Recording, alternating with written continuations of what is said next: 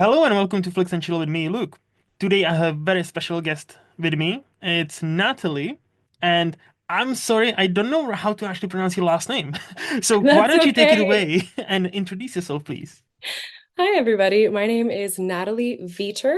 I know the last name trips people up sometimes. hmm Um, I am an actress and film producer, and I'm very happy to be joining Luke today. Thank you, honestly, thank you so much for being here. So not only you're an actor, not only you're a producer, you've also studied film, correct? I have, yes. So I graduated from the Savannah College of Art and Design, or hmm SCAD, in Savannah, Georgia. I'm sure any art person will be familiar with it. I'm sure probably some SCAD alums will listen in.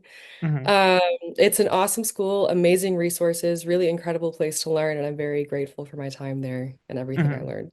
So, see, here's the thing, because like I've never studied any film. Like I've never gone to any film school. I just watch a lot of movies. That's about it, right?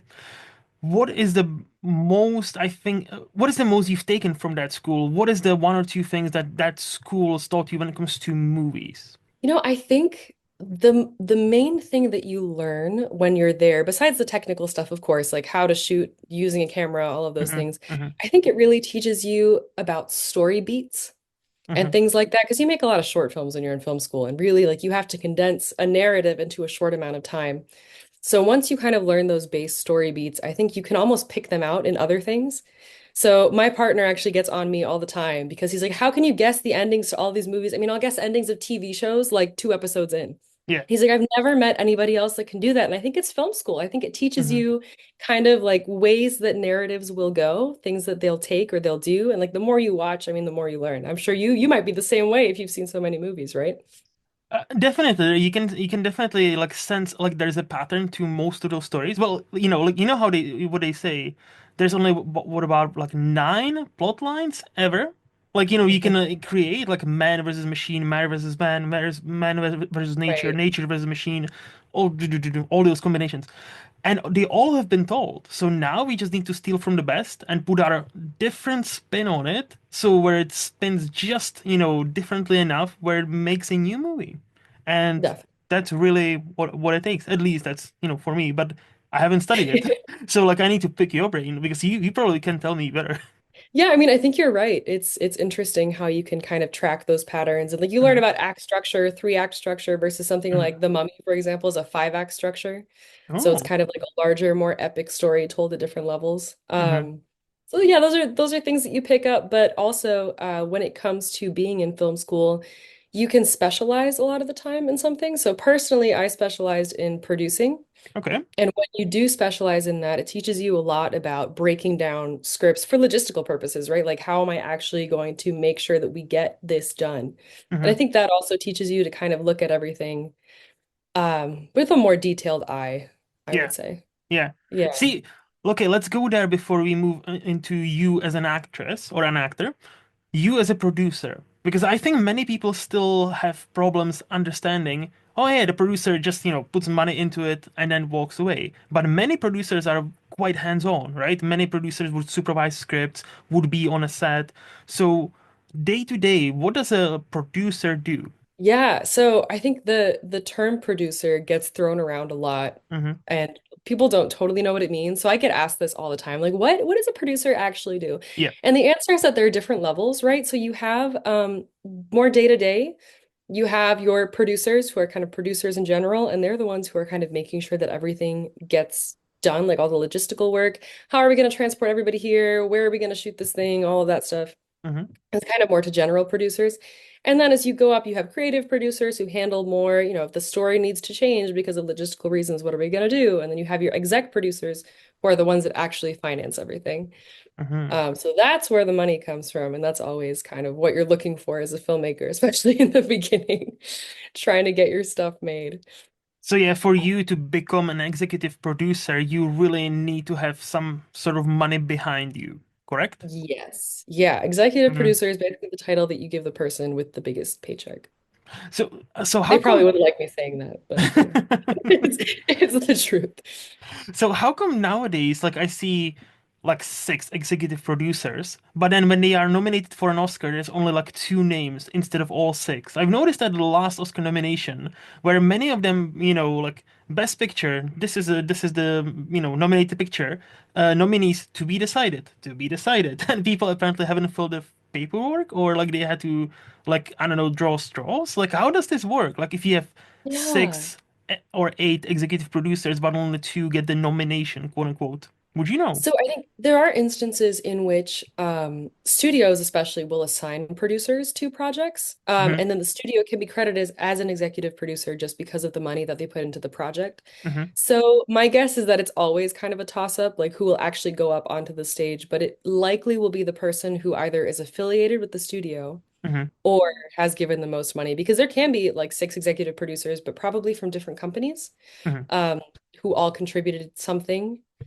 but whoever is the biggest chunk of the money will go up to Yeah. accept the award, and who also typically they do the most work to make sure that their investment gets brought back to them, you know? Yeah, it gets the most reward because they invested the most amount of money, I would imagine. Yes, Yeah. exactly. And then you can also, it's interesting how it works because the money will go towards different things, right? So even on a multi-million dollar project, Hmm. most of the money is going to your cast, to your actors, all of those things. So likely the executive producer also has some kind of ties to name talent that they bring Hmm. onto the project, which kind of I see. helps. Yeah. Okay. All Okay. about actors, which is S- interesting. See, that's the thing, right? Like, so, like, you do so much. So, okay, like, I've learned something about producing, and now let's talk about a bit more about you as an actor. Have you always Yeah. known you wanted to be an actor, or what sparked that for you? I think it was always in there. Hmm. I think I kind of like refused to believe that I could do it, honestly, for a long time. And so Hmm. that's kind of why I went into producing instead, because I loved movies. I knew that I wanted to work in production Hmm. somehow. And I think acting is the first love for sure. But I was like, I can't actually do that. So I'll just be a producer instead, which I do love also. Hmm. But when I started working on more projects and things like that, I kind of started to see like, okay, like maybe I can do this. Maybe there are avenues that I can take. And I was actually working as a talent agent for a while, Hmm. for a company that did a lot of like live events, specifically with Seminole gaming properties like Hard Rock Hotel and Casino in Florida, for example. Okay. So through that, I met someone who was like, okay, you're in film, you've done some stuff, like send me your reel. And I was like, okay. So I sent my reel over Hmm. and he was like, you could do this. Like you're good. You're not bad. Like you can act. I Hmm. was like, okay. So he connected me with a couple different people, and then through that I started booking more projects and it kind of just happened. It's so funny. Like once you put your energy towards something, it really does come back to you in that way. Hmm. Hmm. So, all right, do you obviously you're like very young and you're just starting out, right? Is Yeah. there something you wish to conquer, let's say tomorrow? Let's say you wake up tomorrow and have the ultimate power over Hollywood, and you get to choose any project, you get to choose any director, you get to choose anything you want. Is there something that's like, I wish I could play this role? I wish I could join, I don't know, Marvel. I wish I could work with this director. What's on top of your list, like professionally? On that scale? Oh, Hmm. that's such a tough question, but it's such I a know. good. Oh my goodness. So, okay. Thinking about it, like if I could have done anything, because I Yeah. think the way it was done was perfect and I don't want it to be redone. Hmm. Lord of the Rings to me Mm. is incredible. I mean, both on a story side, but also on a production side. Like the production of that is incredible. And if you don't know the behind the scenes of it, I encourage everybody to go and check it out because it's just a fascinating story about Hmm. how they got this done. So I think because it was essentially, sorry, I'm gonna go off for a little bit, but No, it's please essentially do. like a giant indie production. Hmm. Like they did not have the studio backing exactly that other places had. It Hmm. was crazy. So they kind of just pulled everything out of a hat, and Peter Jackson was like, "We're gonna do this. We're gonna film it in New Zealand." New Zealand had like no infrastructure for this, so they literally like built studios there. They built houses there. They built all the sets there. Like they just got it done. It was like a giant community project, and that to me, I think is the heart of filmmaking. Hmm.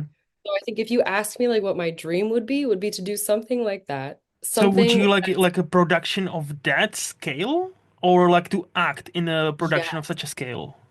to act and produce, To act. honestly, a Okay, so production of both. that scale. Yeah, I think Hmm. both. I think just being able to create an environment like that, to do something adventure related, I think would be so fun. Hmm. Hmm. I'm trying to think of some material, if there's like a book or something that hasn't been adapted yet, but there's so much that's already been done that it's hard to say. I know, right? It's like, But like original movies they seem to be like a rare breed, but like they're still out there. yeah, It's just like nowadays are, straight to streaming, really.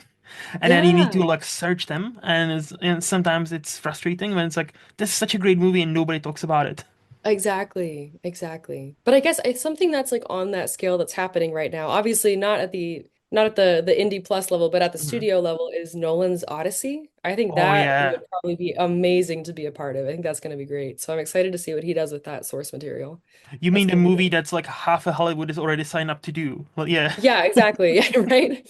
Like every name ever is on that project. And it's crazy. Like you can now through social media like see when they're filming and things like that. And people will leak stuff all the time, which is crazy to Hmm. me. And I feel But and I really like how he's got that like an up and coming, possibly power couple of Zendaya and Tom Holland, like being in a movie yeah, together. Like obviously they've been in Spider-Man movies, yeah. right, right, right. But under Nolan, I'm hyped for that movie. I'll say that. Yeah, as am I. I'm excited. And I'm not always Nolan's biggest fan, to be honest, but I think Oh. this one he's gonna do very well. Hmm. Hmm. So I'm So excited for that. so why do you have beef with Christopher Nolan? Tell me. Oh, Christopher Nolan. Listen, I think I love most of his concepts. I think it's cool. I'm all for like mind bending with people. Like I love that stuff. Hmm. I like most of his work, I will say. Hmm. But like Tenet, for example, Yep, yep. we I went one was. step too I think we went one step too far. And like when somebody asks about the science in your movie, like someone in the movie asks about the science of the movie, and your Mhm. response is literally like, "Don't worry about it." I think that's one of the lines in there, or something along those Yeah, lines. yeah. And I was like, "Well, this is like what? Now you've confused yourself. Like, how am I supposed to follow along if you're confused?" So Hmm. that one, like maybe that was a one-off because I did love Interstellar and I loved Inception, Hmm. obviously. Hmm. Um, and the oh my gosh, I'm blanking on the name. Oppenheimer? Oppenheimer was great as well. But the one, The Magicians, Oh, The Prestige. The Prestige. Yes, I loved that one also. So Hmm. there's just like every once in a while one happens and I'm like, well, Hmm. Hmm. No, no, Tenet, I kind of where are we going? knew this is where your answer is gonna go because like like Really? Tenet is the obvious one out for Nolan because yeah, there was Yeah, like he was trying to like like basically he was like by his own admission he was trying to reimagine action genre and I'm right. like all right and then I saw the movie and I was like that's a movie all right I That's a haven't movie. Exactly. I Exactly. I totally get I haven't seen it since. it. I liked it more than most because I still think there's a lot of technical stuff there. It's like on another level. Right. But if you ask me what's happening in the movie, I'm like, I don't fucking know. Like Yeah, stuff. I'll give you the technical stuff, but it was very like, I don't know if you ever saw, I think it's Jumper with, Yes. you know what I'm talking Hayden about? Christensen, yeah. Yes, with Hayden Christensen, it was very that to me. And I was like, where are we going? I don't know. I can't follow anymore. That's a movie that has a great premise, and then the execution It's is just not there. fine. Like it's Yeah. okay. Like it's not the Yeah. worst movie. Like but Yeah. it's perfectly fine. And for such a for a movie with such a great premise, like perfectly fine feels like a letdown. Yeah, I agree. And I think that that is always kind of the worst thing is when like you really hype yourself up about a story that you really like and then the execution is like, ah, well, guys, what are Yep. we doing? What Yeah. are we doing Go. here? Like yeah. Exactly. Yeah. No. Exactly. So where do you currently reside? So right now I am in Miami, Florida. That's where I call Hmm. home. I'm from there, born there, raised there. All right. All right. I do move around a lot, I will say, for productions.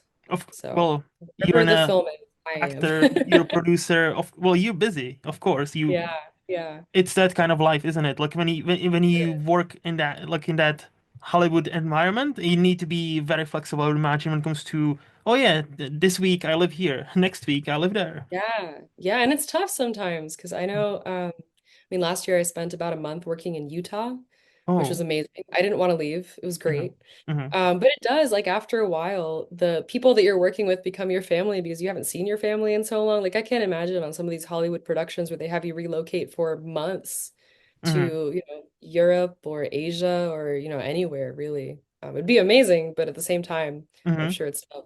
Well, speaking of Lord of the Rings, they famously went to New Zealand for 18 months and shot all the Yeah. three movies together, right? Like effective Yes, almost they together. did. Like, so They imagine, did. It's shooting and crazy. being on that set for pretty much a year and a half. Yeah, and it's funny when you hear about everybody's different experience because most of the guys on it were very young. Mm-hmm. Um, so they had a great time, but I know Sean Astin, who played Samwise Gamgee, for example, he was like a young father. He just had a kid, so his wife and his kid moved to New Zealand with him, Mm-hmm. and he said that like that was really difficult to kind of deal with just because like you have the pressure of having a family. You uprooted your entire family to go film movies in New Zealand, and also just kind of that dichotomy between him being a family man and like the guys being, like young single guys getting into trouble, going drinking, Yeah. like all that stuff was really tough. So I can imagine, especially when you have a family, that it's hard. No, I would imagine, but at least they got the chance to relocate to New Zealand for a bit, so at least they did the best out of the, I wouldn't even say worst situation, just like eh, good Different, situation, different situation. No, for sure, different, for sure. I'm yes. sure it was amazing. Yeah, but it's really a once in a lifetime thing. Hmm. So you said Miami, Florida. Miami, Florida. All right, Yes. and you were born and raised there, correct? Born and raised there, yeah. Nice. By So I'm my I'm parents. looking forward to what are you gonna say next. So if I were to ask you, Natalie, I'm coming there for a week, 1 week, right? Just for a holiday. Where would Right. you, as a native Floridian, that's a word I'm guessing, maybe? I don't know. Where would Yes, but you like recommend native me? Floridian and Miami person are two different Yes. things. Like people from Miami will not claim the rest of Florida, just like the rest Oh, of Florida really? might not claim Miami, to be honest. Yes. I didn't know that's such a wait. Okay, I'll stop myself Yeah. there for a bit. I didn't know there's such a rival, like, or not even there's like a beef. What's that about? It's just very different. Is it? Miami is kind of its own country. Yes. Like I hesitate to Mm, call it a piece of the United States, to be honest. Because I mean, it is a city full of immigrants. Both of my parents came from South America, for mhm, example. mhm, So it's, I mean, the native language of the city is Spanish. If you don't speak Spanish, sorry. mhm, Like I've had friends of mine move from other places in the States, come to Miami and then leave because they felt like there wasn't enough people for them to talk to. Like the culture is very different. mhm. And leaving Miami to go to other states, I kind of feel the same way. Like it is definitely its own place. I see. So it's kind of in a Yeah. way. Have you ever been to London? I have Hmm. briefly, just for a few Okay. days. Because like that's often obviously I live in Scotland. So Right. a lot I hear that a lot about London that England is very conservative, very Right. proper, like very the mindset is not great when it comes to certain Yeah. things like race, all that. Yeah. However, London is its own thing. Like if you go to London, like you will see all the different people, all different cuisine. Like you get to if you wanted you can get like meal from this place, this place, this place, like by native Londoners, but Right. who like are Right. first generation, like immigrants and all that. So it's Yeah. like proper melting pot. So is Right. Miami kind of the same? I would say so, yes. I mean, Mm. definitely more a concentration of, I think, Hispanic people, Hispanic Hmm. Americans than any Hmm. other race per se. But you can definitely find, I mean, everything there. Okay. Really good Indian food, obviously great Hispanic food. My favorite personally is Peruvian food. I think they have the Hmm. best food ever. So, okay, going back to your question, what would I Hmm. tell you to do? I would tell you to Hmm. go and eat everywhere, try everything because all of the restaurants there are amazing. Hmm. Not even like, because Miami also, I think, is known for being like a very flashy party city, Yep. which it can be if you want it to be that. But I think everybody's trip to Miami is different depending on what they're looking for. Of So, Luke, I course. mean, my question is to you. So, are you a club person? I'm no longer single, so no. And Okay, I've never been a club. To be fair, I've never been a club person. I'm never been not a gonna club pretend person. I was like a cool. Like I was never cool. I'm into movies, man. Like I was never cool. Okay, so we won't take you to the club, but instead, there are great movie theaters there. There is a Hmm. really, it's emerging. There's Hmm. an emerging film scene there, which is pretty awesome. Hmm. So there's Miami Beach has like a rooftop cinema club Okay. where they set out all these chairs and they have a big projection screen and they give you headphones and you watch. That's where I watched for the first time Fight Club actually pretty recently. It was an Nice. incredible experience. So I would tell you to go there for sure. Hmm. That would be on your Miami list of things to do. I Hmm. mean, of course, there's the beach if you like the beach. Of course. But I think that the beaches a little north are actually better than the beaches in Miami, which Ooh. Miami people would not be happy about me saying that, but that's okay. I would say that, and then definitely trying all of the different kinds of food from all the different places. Hmm. Um, and beyond that, I mean, if you're not into clubbing, then still go dancing because Miami has a huge like salsa dance scene. I don't know if you're Hmm. into that, but I think you and your girlfriend would definitely try. Hmm. So, No, I'd I put would that love on. that. I would Yeah. definitely love that. You mentioned Peruvian food. So I have Yeah. two questions. First of all, Yeah. you alluded to the fact that, your parents were also like immigrants. Were they immigrants from Peru by any Not from chance? Peru. So my mom is actually from Argentina. And my dad is from Nicaragua. Oh, Um, yes. plot So twist. neither Peruvian, but Peruvians just know how to throw down. I don't know how to say it better than that. Because Their food I is so good. I thought there might be like a bit of bias from you, like because when he said, "Oh, Peruvian is my favorite," I was like, "Oh, is it because like your roots?" I was like, "Oh, no, it's not." Okay, No, no, that's a actually plot totally twist. objective. Totally objective. It's just really, really good. And that leads me to my second question. So Peruvian food, total unknown to me. So what should be the first Peruvian food I would taste? Like, what would you recommend to somebody Ooh, like, "Hey, okay. taste this"? Perfect. I'm gonna give you your meal, right? So Okay, you start with okay. an appetizer. Appetizer, papa a la huancaína. So it's potatoes, basically with a sauce called huancaína on it, which is made of yellow chili and cheese.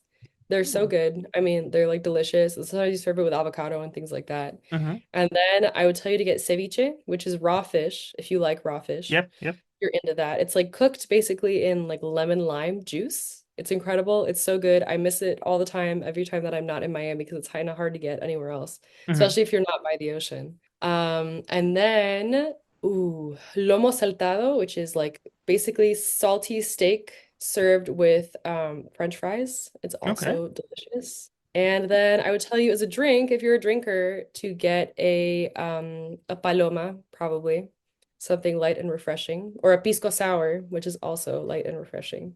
Okay. So first, Those are okay, the things. couple of things. So first of all, I can listen to you speak Spanish for hours. Like it sounds so nice. Like wow.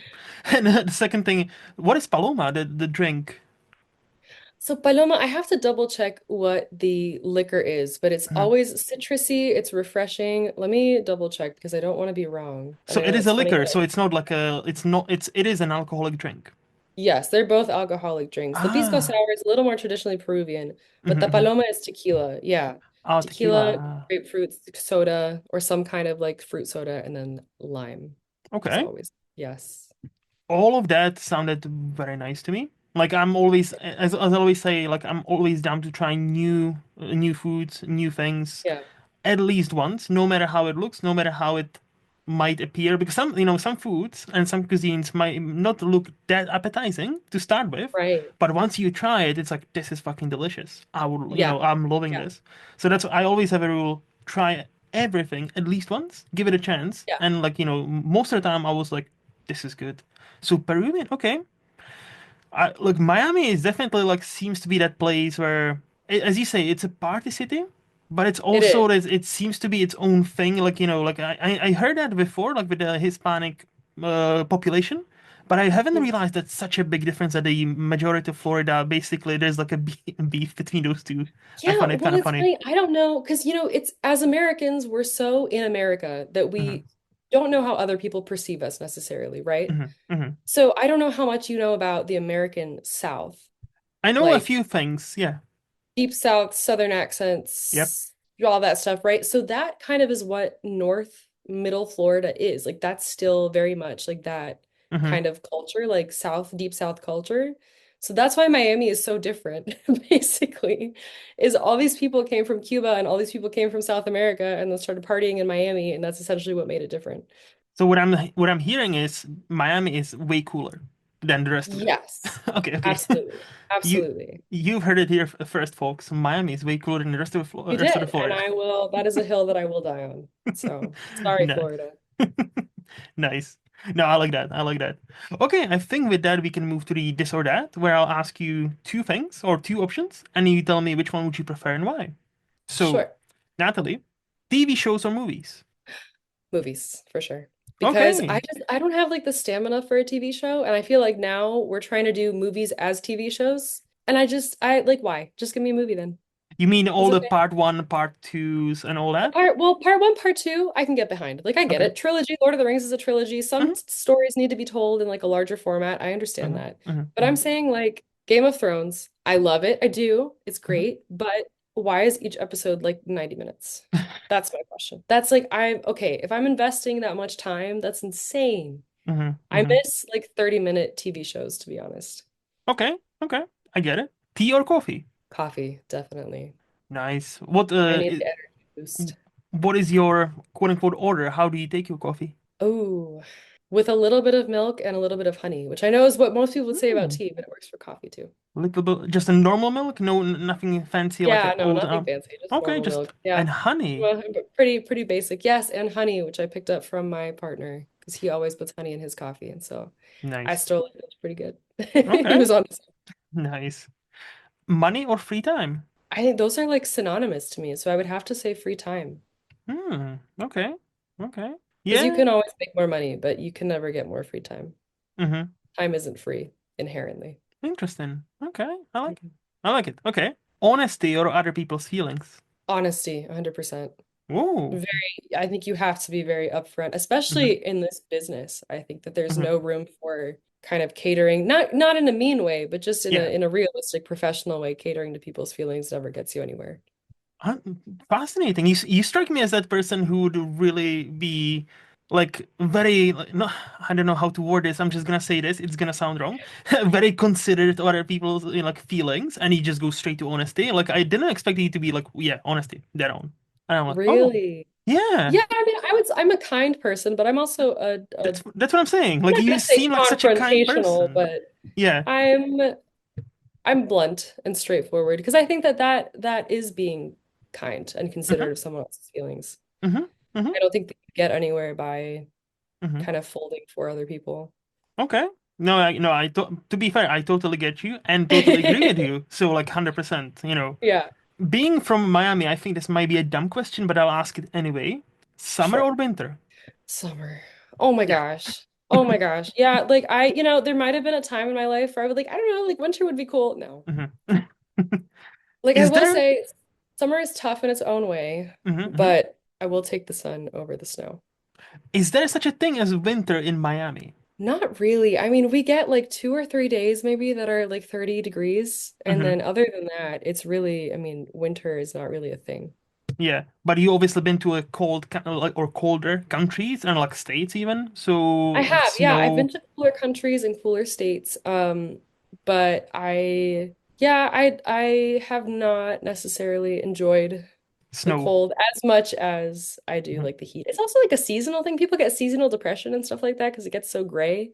Yep. Like that, I think also has something to do with it. As a I person like, who lives in a gray city, and it like some place where the shine doesn't shine too much, like yeah, seasonal depression yeah, very much a thing.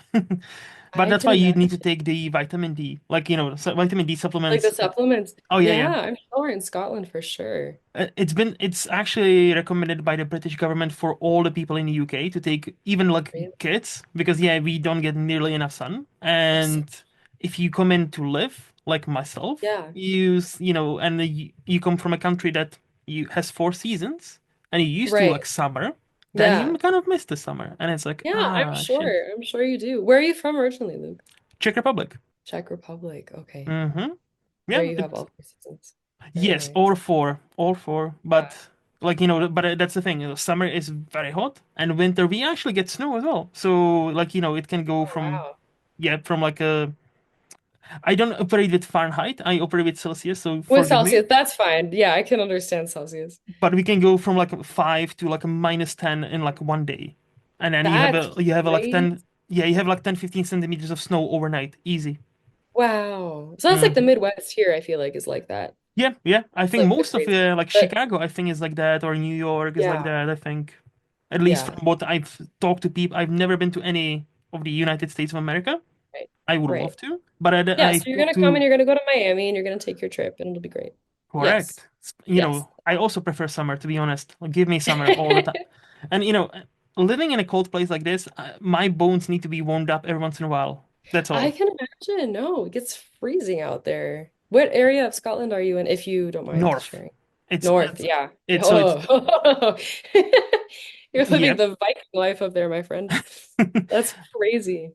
It is, but I'll say this: the nature Yes, anywhere in Scotland, beautiful. Doesn't I'm matter where you sure. live. Like you're Gorgeous. half an hour away from something totally stunning. Like sometimes Yeah. it even looks like New Zealand. That's why quite a Mm. few movies there was a stretch of like 10, 15 years ago where quite a few movies were made in like Highlands or Isle of Skye, like Prometheus shot here, Yeah, and I'm yeah. sure. So Oh, that must be gorgeous. it is. Would recommend, but only for visiting. Only met people like myself move here to live. So don't be me. Probably the most important question of all: ninjas or pirates? Oh, Hmm. pirates. Are okay. Why? Pirate. Yeah. I mean, if I'm from Miami, we're ocean people, like I have to choose pirates. Mm-hmm. Mm-hmm. We're meant to be on boats and going places and fighting other people drunkenly with rum bottles. That's just who we are. Fair. And like it's important to understand. It's important to understand where you come from, and it's important to understand who you are as a person. I like it. Yeah, And I and think the that would be last my question: free will or destiny? free will or destiny. Mm. Ooh, that's really tough, actually, because I think that there are arguments for both. Mm-hmm. But I would say free will Okay. because that gives you the opportunity to, for better or worse, make different decisions, right? Yes, you can better your life or you can totally fuck it up. It's all up to you. Exactly. Exactly. It's all up to you. And I think that, with great power comes great responsibility. That's a Spider-Man quote, isn't I was gonna say, who said that? That sounds so smart. it? who said, like, write it It down, write it wasn't down. me. It was just someone in Spider-Man. I don't remember who though. It's such a great quote that, all the Spider-Man movies after it are trying to write a new quote around that, with the Yeah, same I think message, that but they they all all kind fail. of say the same thing. Yeah, But it never sounds so cool as the original one. It's just because it's so exactly. succinct and so nice and like so Yeah. to the point. But Mhm. yeah. Okay, and before we move to the flex part of this podcast, do you have any hot takes or controversial opinions you would like to share with us? I have one huge hot take, Tell and I me. know people of my generation and below will hate me for it. I don't think we should have cell phones. No more cell phones. Oh, you mean like smartphones? Yes. No, not Ah, even. Like not even a flip phone. Just no. You cannot damn. contact me unless I am in a place and I want you to contact me. So, so you want to go back to the landline I times? do. I do. I Oh, do want to okay. go back to the landline time. So that way, if I'm home, I will pick up the phone. I will talk to you. If I'm at work, you have my work number. Mm-hmm, You can mm-hmm, call me at work. You can call me at home. You don't need to reach me at every hour of the day. mm-hmm, I don't like social media. I know it's like really funny because I need to have it as an actress. I do have it. I'm mm-hmm, sure we'll get there later in the podcast. mm-hmm. But I just don't the the dopamine rush. I think it's so fake. Yeah, Um, yeah.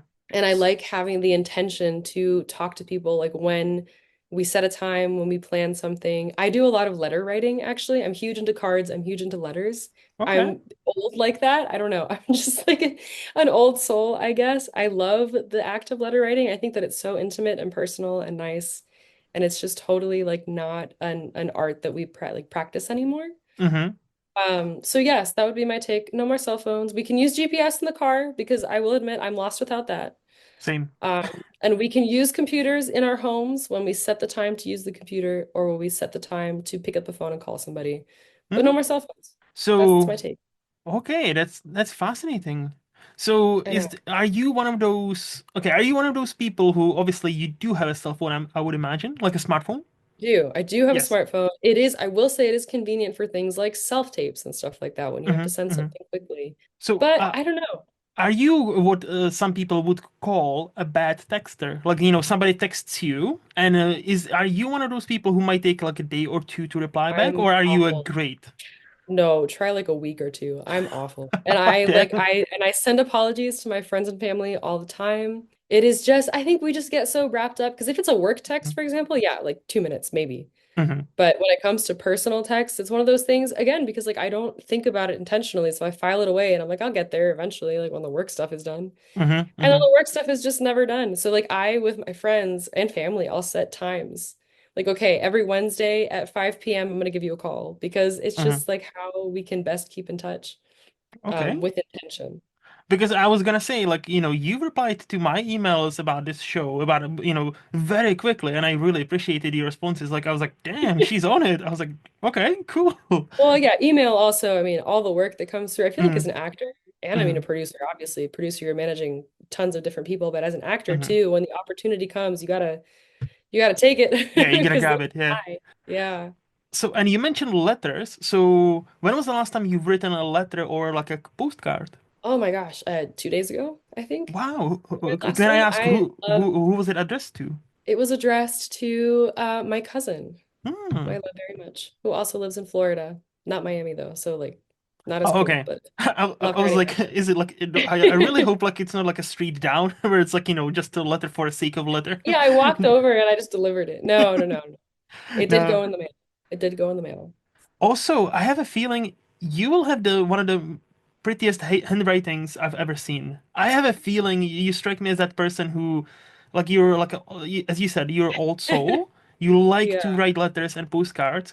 I bet you if you show me your handwriting, I will be like, that's totally legible and totally beautiful. Unlike mine, that just like my school teachers were always like, can you please try at least like a tiny bit? Oh No, no. my handwriting is shit. So, No. I'm sure but it's not that bad. I have gotten compliments on mine before, but I will say I put mhm. effort into it. Because as a kid, I remember I had handwriting probably much like yours, and Mm, all the other girls had beautiful handwriting. And so, like, around like it must have been like 6 or 7 years old. No, probably a little older, maybe 7 or 8 years old. I was like, okay, we're gonna fix the problem. And so I like practiced a lot. And I think like I used to write stories and stuff as a kid. So all of that practice finally paid off, and now I can send nice, mm, pretty letters to people. okay. See, okay, so you wrote stories as a kid. Is that Yeah. something you would potentially want to do at some point in your career? Like obviously, like actor, producer. Would you want to eventually, like, write a screenplay, even direct a movie? Maybe so okay, directing a movie, I admire directors so much. I don't think that I have the same like the right eye to be a director. I'm a Mm-hmm, great producer, I'm a good actress. mm-hmm, Directing, it takes so much knowledge, not only about like working with actors. I think like I've theater directed before, I've directed theatrically. mm-hmm, That's awesome. I can connect with actors, I can move them around in a space. But being able to use the camera as your eyes is something that I still kind of have a block with. I don't know. And directors are amazing the way they can just kind of see everything happen and they know where to put the camera. They know how to talk to their DP and their crew. They're mm-hmm, amazing. I admire them so much, but I don't know. I mm-hmm. don't know. I'm not confident in my skill to be able to do that necessarily, Okay. but I'd love to try. I'd love to try one day and see. And what about some writing then? Like, have you thought about, oh, I have this story. Maybe when I have a bit of time, I'll put something down on a piece of, obviously a piece of paper with you, like, Yeah, because I'm against technology. I'm just kidding. I love yeah, technology, I but know. um yeah, I mean I would love to. I used to write. So as a kid growing up, Hmm. I was lucky enough to grow up at a time when cameras were actually pretty readily available. Not nice ones, obviously, but a lot of people had like point and shoot digital cameras that also shot video. So I would Hmm. write these like stories and scripts and I'd make my friends come over as middle schoolers and like act in things. And I would like call their parents. Like Hmm. I was crazy. I would call their parents and be like, yeah, I need your daughter from, like 8 a.m. to 5 p.m. and all Hmm. this. And I would like plan the whole thing. I was insane. My mom was like, what is wrong with you? Hmm. You're 12, relax. But I would do it all the time, and it was like how, I don't know, it was how my friends and I hung out for a while, which was funny. This is how, like, I feel like I know, or you can tell it was meant to be for you, this kind of career, because you were always like, like, oh yeah, like, what if this? What if I do this? What if I do it? Okay, I need this person. Let me call them. Or just, let's do shit. Definitely. Let's do this Yeah. together. It was That's definitely awesome. how my brain was wired And forever. see, and now Yeah. you're living the life. No. Now you're just doing what you love, and that must be awesome. I mean, it's hard to find the words for it, honestly, and I'm full Hmm. of gratitude for every opportunity that I get to do what I Hmm. love. Okay, okay. So speaking of movies, let's move to the Flix part of the podcast where I'll ask you, Yes. where we get to actually talk movies, Natalie. So where I'll ask you, what is the last new movie you would rate 5 out of 5? So anything 2020s. 2020s and beyond. I think 2020 actually, I know that it gets a lot of flack for not being a great year. I think it did have some great things. Hmm. I would say, oh my gosh, I have to double check that. You had me like going through my letterbox. I was being crazy. Oh, so you do have a letterboxd. Okay, I do cool. have a letterbox. I will say it's not always updated. Of course. I would say probably my last 5 out of 5, and it's going to sound like a basic answer because it won all the awards, but Everything Everywhere All at Once is fantastic. It It is. is, I think it shows that like being absurd is okay. Hmm. Because like parts of that movie are just ridiculous. Like the whole premise is kind of ridiculous, but Yep. it works. It works in some miraculous way, and I think that it's pretty amazing actually. And also just incredibly emotional. Like it's a story about a daughter and her mom Hmm. at the core of it. Just with, like martial arts and crazy people and Jamie Lee Curtis with like sausage fingers and all of that weird stuff that goes along with it. And the I think it's dildo incredible. fight, like let's not forget, Yes. this is a Best Picture winner where there's an actual dildo fight. Yes, which is insane. But I think I mean it was I think directed by the same people who directed Swiss Army Man, Yes, which is Daniels is, yeah. also I think kind of underrated.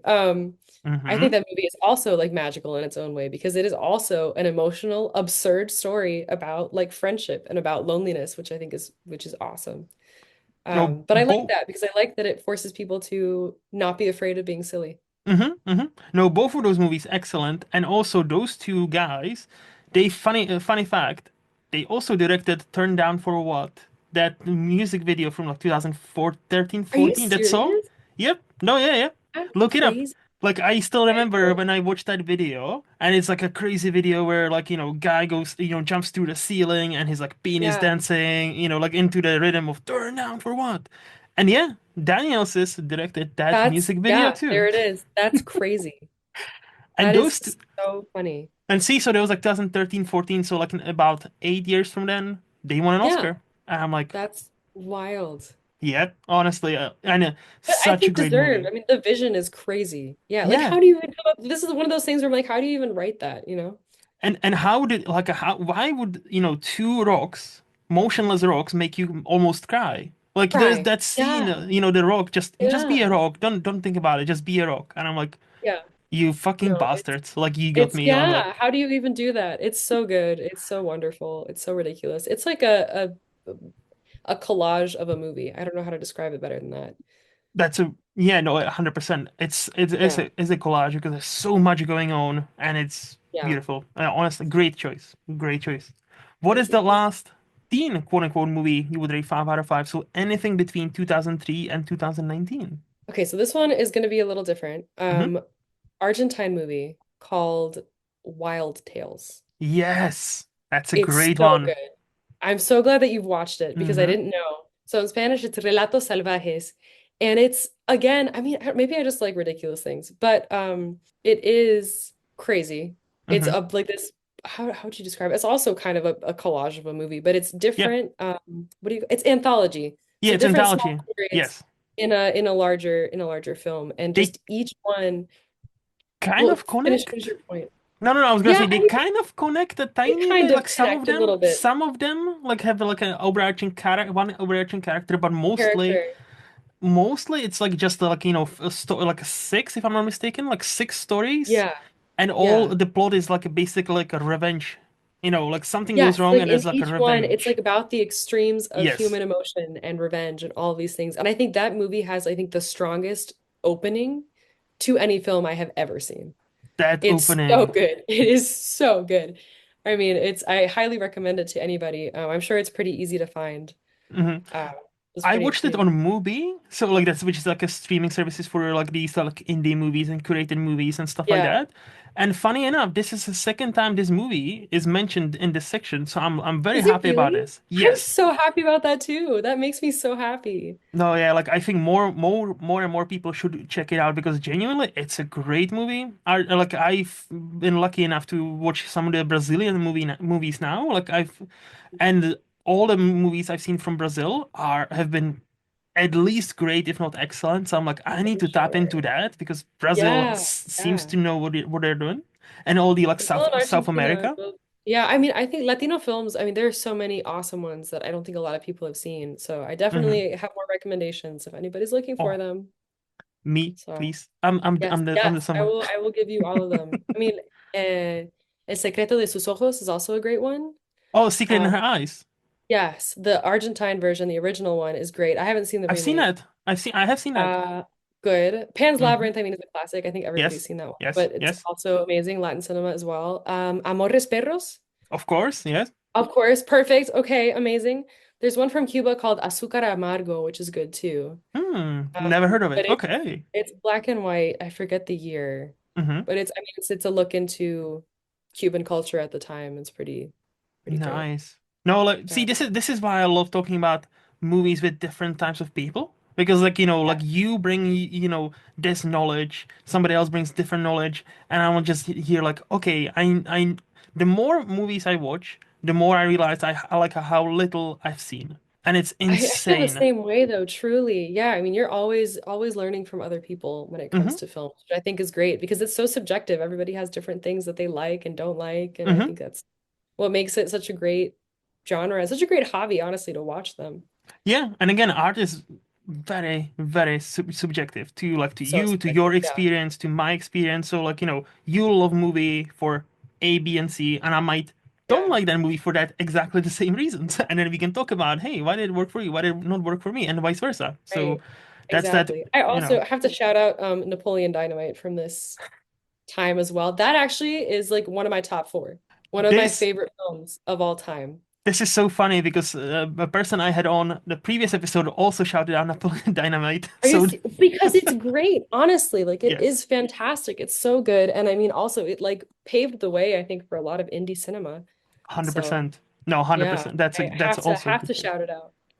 Good. Yeah. So far, like excellent choices so far. So let's see where you take me next. What is the last quote unquote adult movie you would rate 5 out of 5? Anything between Okay. 2002 and 1975. First of all, that's a ridiculous time frame. That is like I there are too many there I that's like the apologize. entire like every not every good movie because my favorite movie is actually in the old section, but Okay. so many amazing films from that time period. But I Mm-hmm. would say my last 5 out of 5, there's a Japanese film Mm. called Tampopo. Have you seen Oh, it? I don't think so. Oh, I need to Luke, look you're it gonna up. have to watch it. So it is essentially like a love letter to food, and it's Ah. about this woman who runs a ramen shop. Mm. And it's also again, it's like the theme of the day, collage of a film, also because there's the different stories that are all connected.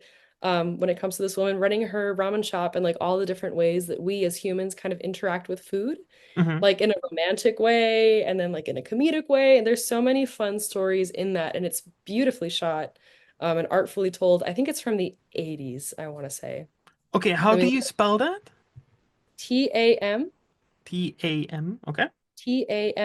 Tampopo. Ah. Oh, okay, okay. Okay. Oh, Jan 85. ken Watanabe. Yeah. I see. I got it. I got it. Yeah, you were right. 1985. Yes. Yeah. It is, I mean, it's so amazing. I highly recommend. I will see. Here's the thing. I know many movies, even though those ones I've never seen, I've heard of. I've heard of many movies. I have not heard of this one. I'll never. Yeah. So thank you for that. Yuzo Itami. And I have not seen a single thing this guy directed. So gives me somebody new to check out. Thank you so Interesting much. for you. Yeah, of course. Thank you so much. No, that's on. Honestly, this is such a great thing for me. Like, I'm gonna be a bit I'm gonna be a bit selfish here. I love checking out new movies I would have never even heard of otherwise. And like to Yeah. me, that just seems like, perfect avenue. This podcast is such a perfect avenue for me because like you come in and like, oh yeah, this is a Japanese movie from '85. I'm like, oh okay, and then I'll check it out, and I'll remember, and I'll check it out Yeah. later, and I'm like, yes, she was right. Okay, so Yeah. I think you'll like it. you mentioned your favorite movie is old from the 1974 and Yes. older section. Are you gonna talk about it? Yes. Am I gonna talk about it, Luke? No, like Why am I like here? No, is I'm that just your kidding. last one? The last one that you would rate 5 out of 5, or is that a different one? I would still rate it 5 out of 5, but I think that my favorite is very subjective. Okay, of So course. I'll give you the title is Harold and Maude. It's from Nice. the early 70s. Have you seen it? Yes. I mean, it's a classic, I think, Mm-hmm. for people who like movies, but I think people who don't like movies might struggle to connect with it. Mm-hmm. I think it's a beautiful story. I love it. I love Ruth Gordon. I think she's fantastic in that movie. Mm-hmm. It's very emotional, Mm-hmm. but also kind of ridiculous. Essentially, I struggle to explain the story because on the surface, it's a movie about this younger guy who kind of falls in love with an older woman, is Mm-hmm. what it looks like. But when you go into the film, you see this person who is death obsessed, essentially, kind of fall in love with life and being alive. Mm-hmm. through what this woman kind of shows him about the world. And I think that that's like the magic of that movie. And I think it's hilarious. I think it works so well. I think like okay, this is like trigger warning, I guess. The suicide attempts that this guy like basically will set himself up in positions around his house to freak his parents out in like different suicide attempts. I laughed. And that's probably not great. But it's because you know that he's just trying to like essentially screw with everybody else. Yeah. But to see someone fall in love with life, especially like through somebody else who can teach them that life has so much to offer, is something really magical. Hmm. And the Cat Stevens score is also great. So, Of course. there's that. So that's your favorite movie of all time, you would say? Favorite movie of all time. I think it's Nice. beautiful. I love it. There was a point in my life where I wanted like one of the frames as a tattoo. Hmm. That point in my life has passed because you don't get hired when you do that. But Mm. So but no yeah, tattoos for you. No, you don't have tattoos. I have one. Oh. One that I got when I was very young and very dumb, which does make everybody laugh who sees it, but it's on my chest and it says Hispanic at the disco. Okay. It is funny. I have Is there a also story about it? Is there like there why no that? the story is I was entirely sober. It's not like I was drunk or anything. I was out with friends Hmm. and we popped into a tattoo shop because two of my friends really wanted to get something. Hmm. And I was like, huh, it'd be funny to get something too. And so I just kind of sat there for a minute and then I was like, that'd be funny. Hmm. And then I did it, and the person who did the tattoo thought that it was so dumb and so hilarious that she like gave me a deal and took some money off the price. That's just Nice. like, if that's what you really want, okay, girl. So But that's it your was one and only. that is my one and only. Yeah. So you're not planning on any other ones.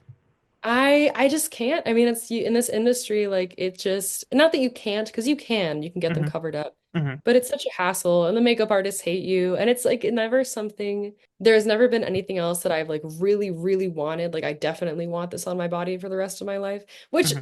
can't believe that that was the thing that I chose, but mistakes were made or not. I think it's funny. It is very funny, actually. I find it funny, but also I have such a dumb sense of humor. Like, I find it so amusing. I was like, Hispanic at a disco. I know, I know. One day I'll have kids and I'll have to tell them that I have that tattoo, but that's fine. It's Mom, what does it mean? Well, there was this group, Panic at the back in the Disco. day. Yeah. There Back in was an my old day. band. Yeah, exactly. Back in my day. They're not even like my favorite band. Like I don't, but Yeah. it's I don't know. I was gonna ask, do you even like them? I do like them. I love their music. I love their older stuff specifically. Hmm. Hmm. But yeah, I can't say that they're like my top my top tier band or anything like that. But But see, sometimes that's what life is about. Like sometimes you just end up in a tattoo shop, and then like, you know what? This would be kind of funny, and you do it, and then I know. in 50 Another good years, reminder to be silly. exactly, in 50 years, you'll look at yourself like, yeah, that was funny. That was funny. Exactly. I don't think that that like depreciates in value. I think it'll still be funny. Correct. So we've talked about a lot of like older movies. Do you have a favorite movie decade? So I was thinking about this a lot, and I Hmm. think because I love the 70s for what it was and like a lot of the film choices that were made at that time, but I think overall favorite movie decade, the 90s are hard to beat. Because Nice. you're still shooting on film, there's still so much artistic integrity. You're kind of starting to get more indie stories as like filmmaking equipment is becoming more widely available. Hmm. Hmm. I mean, there are just so many iconic films from that time also. It's hard to find a decade that will beat the 90s. I've said it on this podcast a few times, but I don't mind repeating it.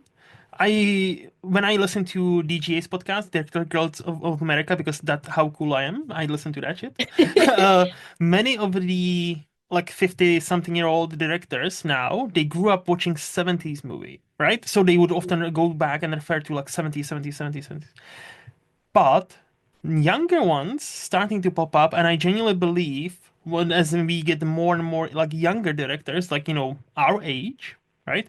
90s Mhm. will be more influential as we go because there's so much, like as you said, like indie cinema, like Kevin Smith, Quentin Tarantino, just those two, what they laid that base of indie and showed, hey, there's a different way. We can make a movies quite cheap on a Yeah. budget and we still make money, and we can, we can do this. Yeah, And and you have like the epics like Titanic or I mean of course, Spielberg stuff in general, all of well, his yeah. not all of many of his big ones, at that time. Yeah, Jurassic Park, and then like the shoot Yeah. goes so well that he was like, you know what, George Lucas, finish this last week. I'm gonna go make my Oscar movie, Schindler's List, in Poland. Thank you. And that's what happened. Yeah. I was like, okay, cool. Well, okay, so I saw maybe you can help me. So I saw All this right. picture that alleged that it was Steven Spielberg walking from the set of Schindler's List to the set of Jurassic Park. And I was like, did they shoot at the same time? Do you know anything about that? Only thing I know is, yeah, like basically the shoot has its problems, like the animatronics wouldn't occasionally Right, not work. right. But once it got like smoothened out, like apparently the rest of the shoot was quite fun and fine. Where Yeah, Spielberg actually, yeah, like left the production like a week early, gave it to George Lucas, to his buddy, right. and they're like, yeah, like can you shoot like these last couple of scenes? And I'll go, well, I don't know if they shot next to each other, but yeah, no, Yeah, like they were like that shot seemed a next little to. crazy to me, but maybe, Yeah, exactly. But that's an insane fucking run. Like you make right? Jurassic Park and then Schindler's List. Yeah. Like Totally polarizing. yeah, totally polarizing, but totally both totally awesome movies, but in their own right. Like Yeah, one of the most serious, sad drama you will ever see, right. and the other is Schindler's List. No, of course, and the other is Jurassic Park. But like and Hey, there's a lot of drama in Jurassic Park. there is That's like fine. think about that goat, poor goat. Poor Just goat, truly. I know. Poor T-Rex guy. doesn't wanna he wants to hunt. Just Yeah. okay, so eight 90s. That's awesome. Yeah, I I would say like the it. 90s because the color I think in the 70s was so beautiful. It's another one of the Hmm. things that I love about Harold and Maude is just the way that it's colored, I think is gorgeous. Hmm. And I would say the 60s too even actually had some really nice color work at that time. And like Yes. the as a theater person, there were a lot of movie musicals around the 60s, 70s that were great as well. But yeah, I think 90s just because of all of the incredible films that came out at that time. Hmm. I've just, funny enough, I this morning I've just watched a Bye Bye Birdie from the 1963. Did you really? Oh my Yes, goodness. and I loved it, and I was like I Yeah. miss that movies used to look like this. Because Yeah. now, like as much as I love what we getting now, we're getting great movies. Don't get me wrong, right? I'm not trying to say we are Yeah. getting bad movies, but many of them, unless it's something like Brutalist, that like it's Right. so vividly different, they Right. kind of look samey because like it's mostly digital. It's mostly like Yeah. like the lighting is kind of I weird know, like sometimes. flat. Yeah. And I miss when the movies like actually looked like that. And I miss Yeah. like I don't know if you would see it's slightly older than that, like 63, but have you ever seen the movie Red Shoes? You know what? I've not seen Red Shoes. It's been on my list for a long Oh. time, but I've never seen it. So I know. Shame on I've me. I'll have to go no, back. no, no, no, no. I'm not gonna shame anybody. No, no, no. I'm not gonna shame. No, I'm not in business of shaming people. No, I will just say this. It's a movie from 1948, if I'm not mistaken. Mm, And if you put it on, especially like in the nicely restored Blu-ray, then Martin Scorsese himself helped to fund that restoration, apparently, that's because great. he loves it so Yeah. much. It's one of the most beautiful movies you'll ever see, and it's from 1948. Really? It's Okay. genuinely all like it's a ballet. Like I struggle with these like period pieces, even though it's not a Yeah. period piece, but it's a ballet Yeah. movie. Sounds like Right. it's a pretty costume, nice dresses movie, which I mostly struggle with, Yes, I can understand. and I love that one. I was so captivated, and there's the actual Red Shoes ballet Yeah. sequence. It's like 20 minutes, 30 minutes. And I was mesmerized how it was shot, how it we see certain points of view I would never even consider for 1948. And I'm like, Yeah. these two guys, because there's also a duo, they were on a Yeah. different fucking level. I'm like, holy shit. I need to watch Really? more of those movies. I think the other Yeah. one is Black Narcissus is also apparently supposed to be excellent, but I I've haven't heard that that gotten was excellent as well. Yeah. yeah. So like Mm. Red Shoe, see, like you've given me quite a few recommendations. If you Okay. take anything from this Red podcast shoes. recording, Red Shoes, honestly, I'll Definitely. no, I'll love it. So, Yeah. I love ballet too, so that's great. see, have you ever I done do. ballet? Yeah, so I danced for a long time. Hmm. But I think just ballet, I never like was professional or Hmm. anything when it came to ballet. It was just not my not my focus because like it's a lot of work to be a professional dancer. But I admire it so much and just the stories that are told Hmm. without words and just through dance and physicality, I think are beautiful. I think Yeah, it's no, something really special. 100%. Yeah. Yeah, no, you're so right, 100% right. Do you have any hot movie takes you would like to share with us? For some reason, when I mention that Napoleon Dynamite is in my top four, people like look at me weird sometimes, Really? which I think maybe it's just because, and I know that a lot of people I think from our generation still appreciate it, Hmm. but younger people find it like awkward and weird. And I'm Ah, like, yeah, but it's kind of like the point. I don't know. It's not supposed to make sense. Um, any other hot movie takes? I didn't like Once Upon a Time in Hollywood, and oh, people got really? upset with me about that. Yes. Why?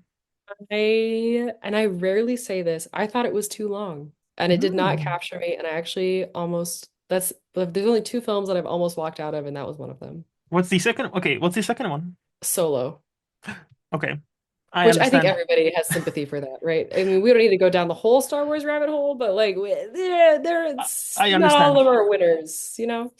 I've enjoyed Solo a bit more than others, but I understand why. I no no. What's your bottom choice in the Star Wars franchise? Before Rise of Skywalker, it probably would be Solo, but like Rise Hmm. of Skywalker is look. I'm a massive Star Wars person. I Right. grew up on on the originals, and I came of age as the or not came of age.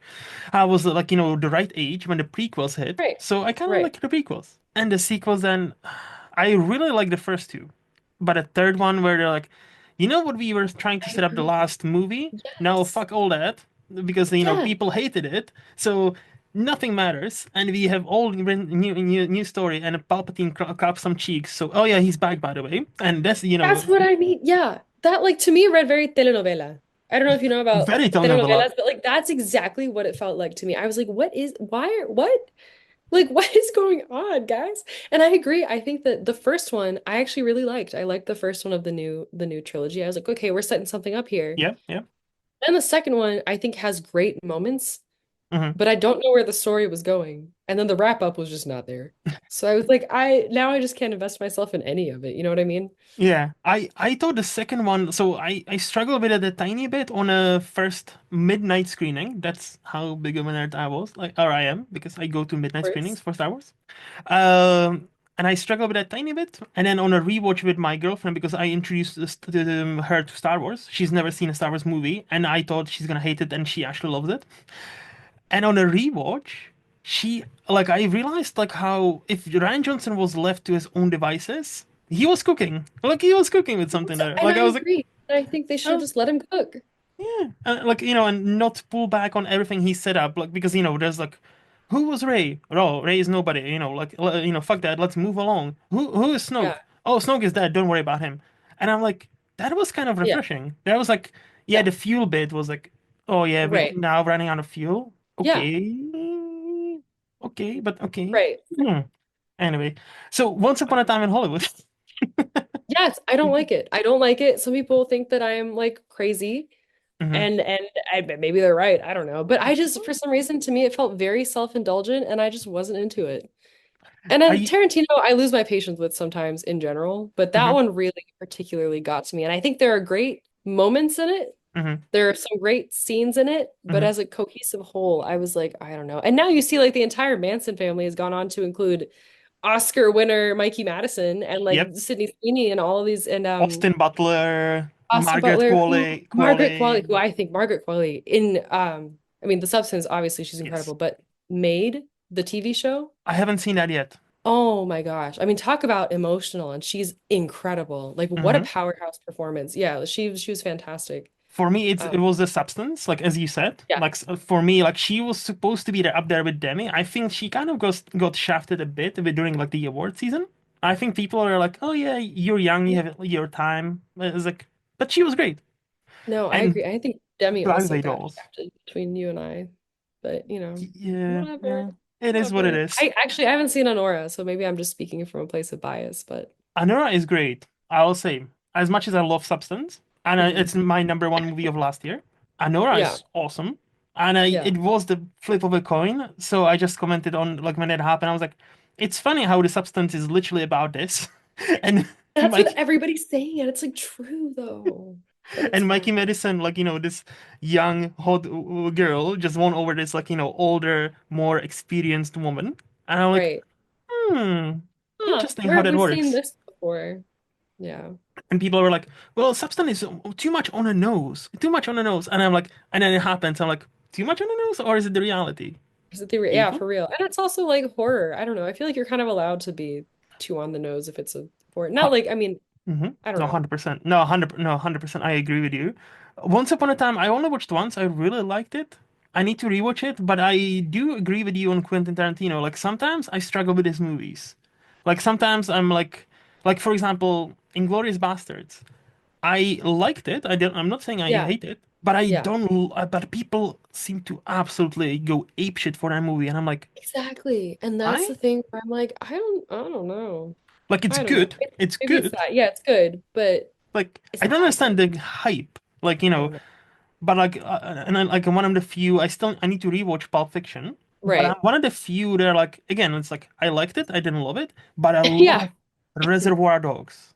Like his You feature, know what? I haven't seen Reservoir Dogs. oh, That's it's a awesome. big blind spot for me, so I'll have Hmm. to see it at some point. Yeah. No, it's awesome. I've seen Pulp Fiction first because obviously that's the movie you need to see, right? Right. And I was like, that was fine, that was good, that was good. Yeah. And then I was All like, right. oh, Reservoir Dogs is playing here. I need to watch it. Yeah. And I was like, that's a fucking movie. I was like, holy Okay. shit. Okay. Yeah, I do think he's talented. I'm not trying to say that he isn't. And I think his story is also really interesting. Hmm. But Hmm. yeah, that's just the one that really didn't resonate with me that everybody else seemed to adore. And I was like, I don't know, guys. But again, that's why we have like art. Like art is totally Exactly. subjective. Like Yeah.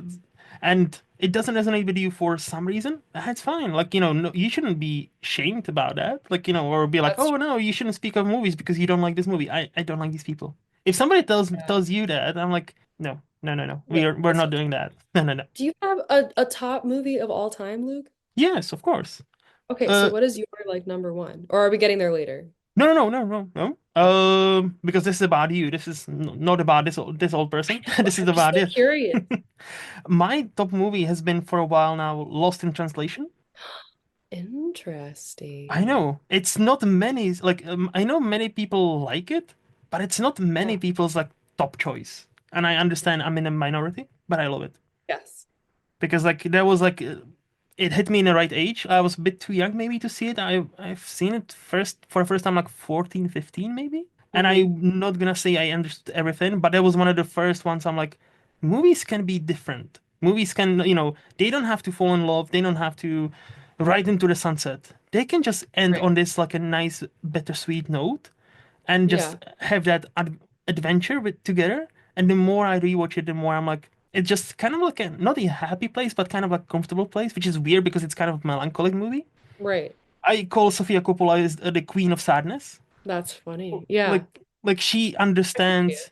and I feel like she really takes her experience living with her dad, Francis Ford Coppola, right? Right. And going from movie sets to movie sets and hotels to hotels, and it's like, yeah, I bet she goes through like she puts a lot of that into her movies because like she Right. understands that you can be surrounded by hundreds of people and yet you can feel lonely as fuck and you can Isolate. feel like something is out of place and you don't know what exactly and you don't know how to explain it.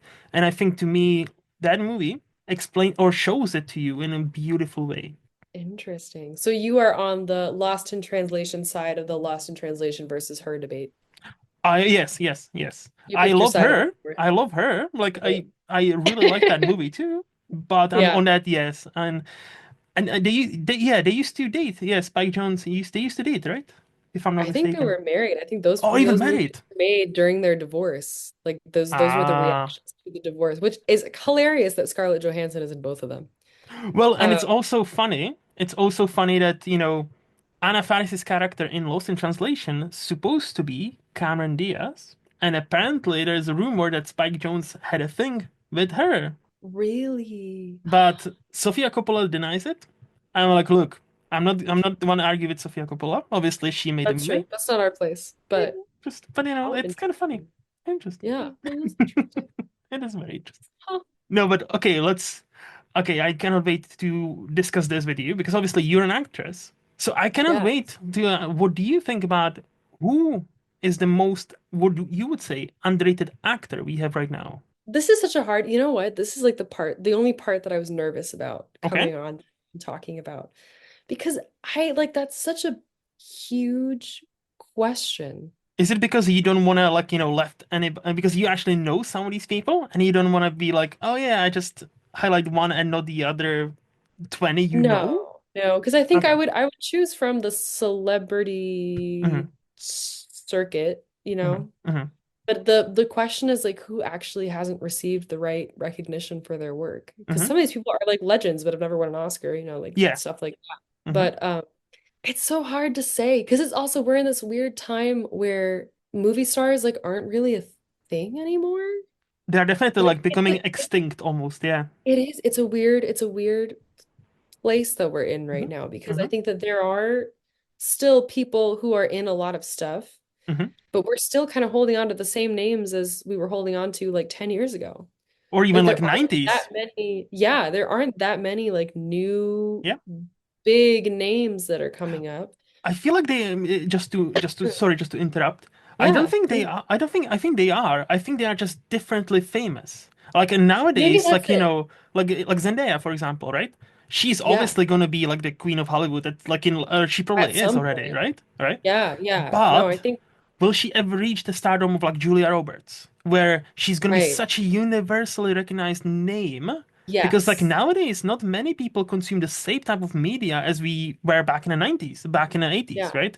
yeah, So back, like when Julia Roberts, Brad Pitt, George Clooney, those like mega stars made it big, then yeah, their movies open big, 100 million easily because, it has Brad Pitt, it has George Clooney, it has Angelina Jolie, right? right. And now it's like, oh yeah, it's Zendaya, but hey, it's gonna be streaming in 2 weeks, so I'm not gonna go see it in the cinema, Yeah. even though I like Zendaya. Right. You know what, though? That's a great point, though, because you're totally right. Now we have so many different types of media that we're consuming all the time that hmm we don't have the same universal like bank of people that we think of when we think about hmm movies, which hmm is a great thing for actors, but Exactly. also a terrible thing for actors. Like it's a double-edged sword because that means that there are more opportunities, hmm but at the same time, like the opportunity to actually make it, quote unquote, is very difficult. Like it's very difficult to get there. hmm Okay.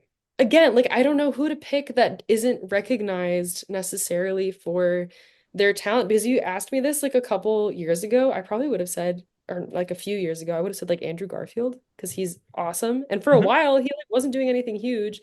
And then all of a sudden, the movie with him and Florence Pugh comes out and Yeah, we live in a time. Yeah. couple other ones that he's done. hmm He's an incredible theatrical actor as well. hmm And then I hmm think his screen presence is great. He was in this movie with Jessica Chastain that kind of went under the radar called The Eyes of Tammy Faye Yeah, yeah, no, yeah, yeah. about like the evangelical Christian people. I was gonna say, did it? Because Jessica Chastain won an Oscar for that, so I guess maybe Did I'm she, a bit did she really? biased. I think Yes. maybe it's that's so I didn't even know that. But I think it's funny because not a lot of people have seen it, at least when I talk about it. To be So fair, maybe yeah. that's just what it is. To be fair, But maybe it's I'm just a bit biased because like I follow the Oscar movies and all that. So like, right, you to me follow it's it like, closely. oh yeah, of course. But like Obviously. but I think you're right actually. I think you're right. But I yeah, think I think if I ask, my coworkers, oh, have you seen The Eyes of Tammy Faye? They'll be like, I'd be like, what? what? Yeah. Yeah, exactly. So I think him and now also I think Daniel Radcliffe actually is still a little underrated. I think he's got a lot to give and he's been giving it in like indie circles. Like Swiss Army Man, I think Yep. was great.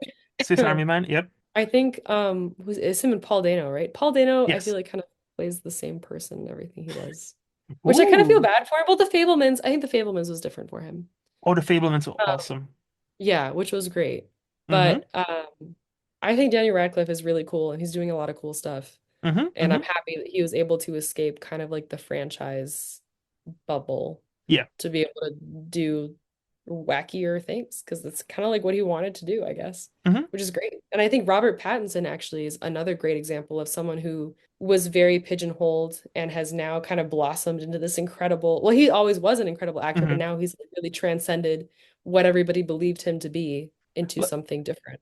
Like all the people from Twilight, Kristen Stewart, Robert Pattinson, even Anna Kendrick, like they've like Yeah. managed to shake up that franchise, and they've Yeah. acknowledged like it is what it is, and Right. proven that oh yeah, we are actually quality actors. Like Yeah. watch us work, and you will see. And yeah, they are. Yeah. And to your And they point, they're great. mhm, and to your point about Daniel Craig, have you seen the movie Guns Akimbo? Yes. Oh, so Yes. another one that's Fantastic. like D Daniel Radcliffe is like that's such a Whack. quirky movie. So wacky. Yeah. Yep, But yep. but incredible and it works and it's hmm fun. hmm It's a good time. And I think that that's great.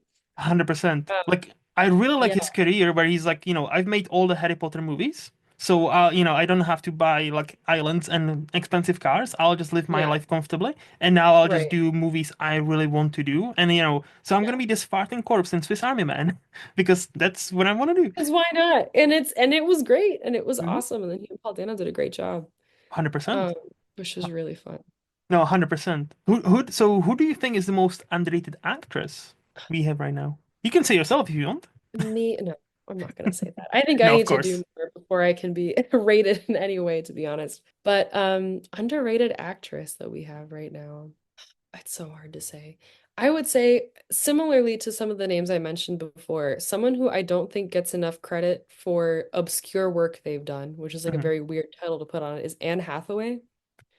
She was in Nice. the movie Rachel Getting Married. Hmm. I didn't even recognize her. Like I was like, who? This isn't Princess Diaries. Like what? Like who is that? It was, I mean, her performance was incredible, and the way that she just became this other person was fantastic. I think she did an excellent job. But I'm trying to think of other people who maybe are more up and coming who I think are underrated.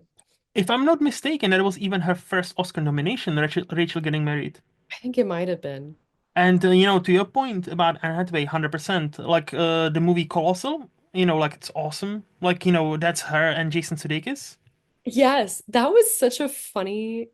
And I'm glad you brought up Jason Sudeikis. I think is one that I'm really happy to see him doing stuff like Ted Lasso. That's just hmm like a little more him centered. I think he's such a great leading man. I think it's Yep. really nice to see him like in something that he feels so comfortable in. Like that's really cool. Yeah. Well, actually, to the point of Ted Lasso, I think Rebecca Waddingham is amazing.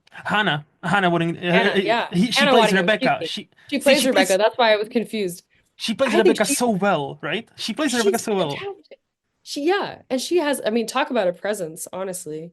I think depending on what she wants to do, obviously with her career later, I think she could do some pretty incredible stuff. No, 100%. I've always been surprised that she is the shame nun from Game of Thrones. And I'm like, Yeah. how? Because I always thought like, she's in that like outfit where I'm like, Yeah. that's an older lady. And then you see Right. her, she's not an older lady, and she is No, like in a she's great gorgeous. shape. Like Yeah. she's probably twice my age, but like she's in the best, like like I will never be in that shape. And I'm like, Yeah. Yeah. and No, yeah, she's and fantastic. Musical talent and all of it, I think. yep, So I'm yep. excited to see what else she does now, like what else she does more recently, kind of coming up. 100%. No, 100%. Like I'm right there with you. Like I'm so intrigued because she can do it all. She seems to be like on threat on all fronts, like singing, Yeah. acting, all Yeah. that. Triple threat for Funny. sure. She's funny as fuck. Like Yeah. She she's is. been on the panel shows as well, and she's funny. She's quick. I'm like, damn. I, I love it. I love a comeback. Like I love Brendan Fraser's comeback. I love when Yep. people come back after not working for a while and they're like, you know what? I forgot this was fun. I want to do it again. Mm-hmm. I think it's 100%. great. Yeah. Oh, yeah. So who do you think is the most underrated director we have right now? Underrated director is so difficult also. Because like the ones who I like who were again like were more up and coming a hmm while ago are now like huge. Like Ryan Johnson Yep. after Knives Out is like everywhere because he's awesome. Like I think he's great and I love hmm his vision and the way that he works. Again, the way that he works with his DP is awesome. hmm I'm trying to think. That's so tough. It is. But like we came back to Star Wars again, Last Jedi, Ryan Johnson. Yeah, exactly. Ryan Johnson. hmm Gosh, underrated. Like we can keep it at there to be honest, because I still think he's more known because of Nice Out, and now it's gonna become a trilogy because obviously there's a Glass Onion, and now we're gonna get Right, the right. new one later on, Another one. and I cannot wait for that. So I I know. genuinely hope, like, as much as I enjoy these movies, I genuinely hope he now jumps to like something newish again, like, and just Yeah, does his own thing, kind of like, Knives Out was a new thing and it was awesome. Like, who would Right. have thought, hey, put James Bond with a Kentucky Fried accent With a as a Kentucky Fried detective. accent, I know. And like And the whole, I mean, the cast that he's able to get for each movie is incredible. yeah. And now, But yeah, now he proved the concept for sure in the first one. that's what I love about like him or Wes Anderson. They became these names are like, oh yeah, he's making a movie. I want to be in that movie. I don't care how much I'm getting paid. It Yeah, seems like because they have yeah. again every movie, half of Hollywood is there. Like Wes Anderson is the same. Like, It's Asteroid true City. It's like this. Scarlett Johansson, to Tom Hanks. everyone. You have do do do do do I do do. know.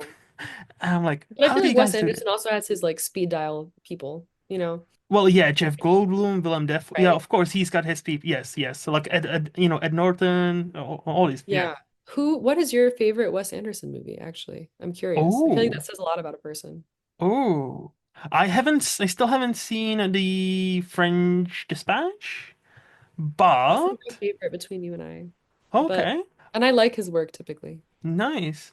I am between Animal Kingdom, Grand Budapest Hotel, and even though I love dogs, and even though I Hmm. rated it on like quote unquote 4.5 out of 5, but I need to rewatch Asteroid City because that hit Yeah. me in a way I wasn't expecting. And Yeah. the last scene, well, or there's a surprise cameo by this like Right. very famous actress that kind of steals Yeah. the movie, and I'm like, holy shit, that movie talks about like pain and how to process like loss of somebody and how to move on, and Hmm. such an interesting way. I need to rewatch it because I feel like this might jump that queue like heavily. So, Yeah. which one is yours? Life Aquatic, I think would be my favorite. I need to rewatch that. I've only watched that once, and I was like, damn, Yeah. that's a very quirky movie. I don't think I was ready for It that. is again, you know what? Maybe I have to like accept that I'm a quirky person because that's like all of my Nothing, choices. But I don't nothing wrong know. with that. Look, Yeah. if somebody's gonna shame me for no, nothing wrong with that. Life Aquatic, like I know many people love that movie, and talk about a casting, like a name Yeah. after name after name after name, and they just do silly Yeah. things because they trust Wes Anderson. And to me, Definitely. that's the best. That's the best, like you know link you can have with your director. If you like, okay, I don't know what's on this page, but you know what? I'll go with you and I'll I'll trust trust you. you. Yeah, Yes, exactly. Yeah, I think that that kind of trust in somebody is incredible. And that's what you want, I think, when you're working with the director too. Because 100%. as an actor, like you have the whole script, but you don't have the whole image, right? Like the whole Yeah, yeah. vision. And So famously, like many important. people, many actors sign up on projects and like, on the paper it looked great, but it doesn't turn out well because reason Yeah. A, B, C, and the other way around. On a paper, like, oh yeah, I didn't know what I signed up for, and then I seen it and I was like, how did you do this? Like, this is fucking Right. beautiful. So it Yeah. works both ways. So I know It the next does. one is slightly hard because there's so many movies, but do you have one or two you would like to shout out as underrated? Underrated. Okay, I'm sure I do. I'm sure I do. I'll just have to think about it. I might have to take out the letterboxd here in a minute. Okay, Let me do okay. that I was gonna say so like that this I is not can a test. You can cheat. Like. refer.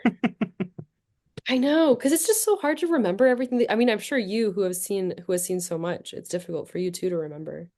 Yeah, I'm at that point. I'm like, did I watched this? Yeah, I have watched this. Yeah, it's been a minute, but I know I watched this, and I'm like, oh yeah, I need to remind myself. Yeah, Ooh, underrated just because I feel like it gets left behind from a lot of 90s movies. Big Night with Stanley Tucci. is that a chef? Like he's in like a chef? Yes. Yeah, yeah, Yes. yeah. It's like him and his brother making dinner essentially for a bunch of people. It's a beautiful movie. It just makes you want to, it's like a warm hug. I think it's Mhm. great. And they don't think a lot of people have seen it. I've seen it like Like, last that year would or be 2 years great. ago, actually. Yes. No, yeah, yeah. It's a nice movie. It's kind of like you think one of those like bittersweet movies. It's like Yeah, definitely like has a nice soul, but it's not like overly sweet. It leaves you with like, oh yeah, that it kind of seems like life almost. As cliche as it yeah, sounds, it kind of seems like one of those like this is how life is. You know, y- definitely. some things will work out, some things might not. Hey, but that's what it is. Yeah. All right. But it So is, it's- any other one or I'll well, do one one. is just fine. Let me see if I can think of one Okay. more. I'm like, again, going through all of the things that I've seen the past couple of years. It's just so hard. There's so many. And I like it's know. tough too when you're talking to movie people about movies because they've also kind of seen everything.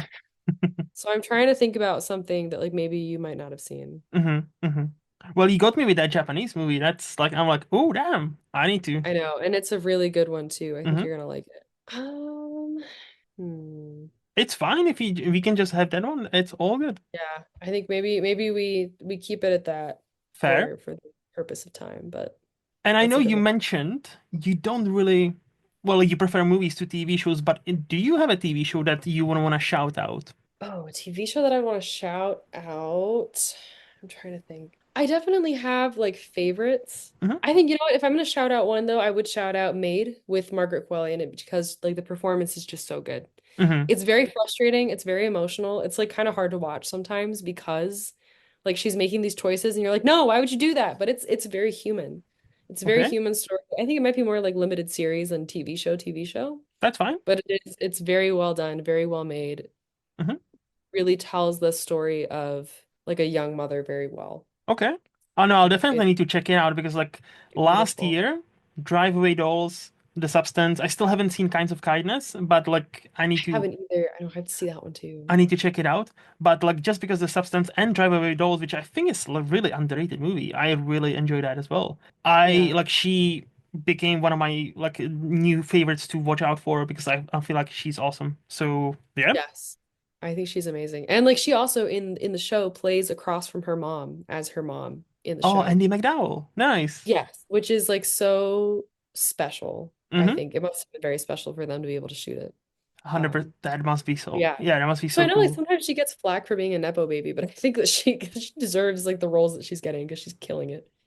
And So again, like I feel like the flag is always like, for those who don't want to admit that. And I think she's yeah, kind of open about, oh yeah, I was. Oh yeah, I am. I yeah, am. And I yeah. I understand don't think the she's never privileges. like hidden it. Yeah, Yeah, that like come Jack with that.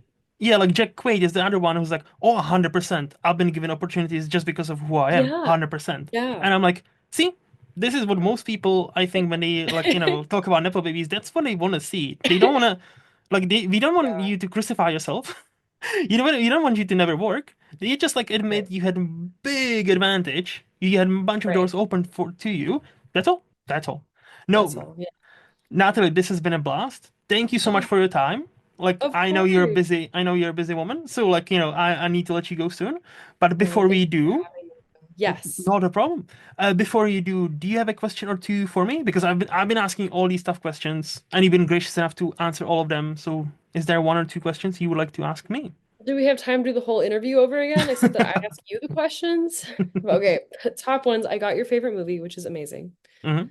Um, I would say, what are three movies that, in your opinion, would describe you? Not necessarily your favorite, but three Hmm. that would like kind of describe your personality or who you are. Hmm. I'm Oh, giving you that's a three. good So you have some question. range. Yeah, That's a good question. I would say like so Mulholland Drive would be one because I love David Lynch. great choice. Yes. And R.I.P. yeah, yes, rest in peace. And he was great in Fablemans in that final scene. I'm just gonna He say was. the moment I didn't know that it was coming, and the moment he appeared as John Ford, I was like, "Fuck yeah!" Oh, that just made so much sense, and I was so It's happy so to see good. him. I know. I would say Moulin Rouge because I love that musical Fantastic also. because that opened my eyes to how you can shoot musical utilizing the entire entire basically frame where Moon is talking, Moon is singing to you as you're Yeah. dancing on a cloud, and it Yeah. makes total sense because it's a musical. Yeah. And just yeah, and I think my final one would be my top one also, but like Airplane is unapologetic. Airplane. Yes, unapologetically What a like my great number three one. movie. It's Oh so my funny. gosh. You know what? I should then shout out as a TV show, Columbo from the 70s. I've seen every episode 100 times. Breaking my Nice. own rule because all of those episodes are really long too, but that Hmm. Hmm. has Leslie Nielsen in it, who is, the I forget what his name is in Airplane, Oh yeah, and but he's the he's a lead. doctor. He plays doctor. Yes. I forget what it is. And is it? No, Leslie Ann Warren isn't in that one, I don't think. No, It's some he's Leslie Nielsen in Colombo. I wasn't Yes. So aware. he's in two episodes of Ah, okay, Columbo. okay, okay, okay. Yes, two different ones. I mean, the show, it's everybody who is anybody from the 70s is in it. Hmm. Ruth Hmm. Gordon is in an episode too, Nice. which I think is my favorite one because I'm biased. But Hmm. yeah, it's a great show. Hmm. And Peter Falk is so good in that also. Another acting legend. So yeah, Another acting 100%. legend. This is true. This is true. Okay. Any other question? Any other questions for you? Why should I visit Scotland besides the beautiful outdoors and the Because cows? Obviously, the cows, because you're there. because I'm here. Yeah. No, on a serious note, I think Edinburgh is great if you're into Harry Potter. You know, obviously you get visit about 10 Right. different coffee shops where they claim J.K. Rowling wrote Harry Potter here. It here, yeah, exactly. But I think Scotland genuinely for nature, like it's a cop out answer for a reason. It's a Right. generic answer for a reason because there are some parts of Scotland, if you know where to go, you are transported to like it looks like New Zealand. It looks like out of this Yeah. world beautiful. And it's Yeah. still quite well hidden because like again, like Yeah. Prometheus, if you loved the opening sequence of Prometheus, where they're like Hmm. big waterfalls and all that, that's Scotland. That's Yeah. not New Zealand. You know, many No, people think, oh, that's New Zealand. Nope, that's Scotland. So oh like my God. I would say, and the Scottish people, the majority of Scottish people I've encountered, so lovely. Absolutely Really? delightful, straight, honest people, Yeah. genuinely great people. So yeah. All right, you've sold me. Yeah, No, kind thank of you time. so much for being here. Thank you so much for spending time with me. If people enjoyed our conversation, do you have any social media or links they would, you would send them to? I do. And I know I said it, I hated it in the beginning, but I am out there. Yeah. You can find me at NATI_ROSA on Instagram, Nati Rosa, or on Letterboxd with the same username. Okay. And I'm also, I mean, you can look me up on IMDb under Natalie Veater. Mm-hmm. I exist out there. Nice. Feel free to drop a line and say hi. All right. All those links will be down there in the description so people just can click on and follow you. Perfect. For me, it's always in movies lost on Letterboxd, lostinmovies.co.uk, which is my blog, or here every other Friday. So this podcast is part of SPDM Crew Podcast Media. Special thanks goes to HiFlyer Creative for designing my logo. To see what else they have happening, visit hiflyercreative.com. And until next time, bye bye.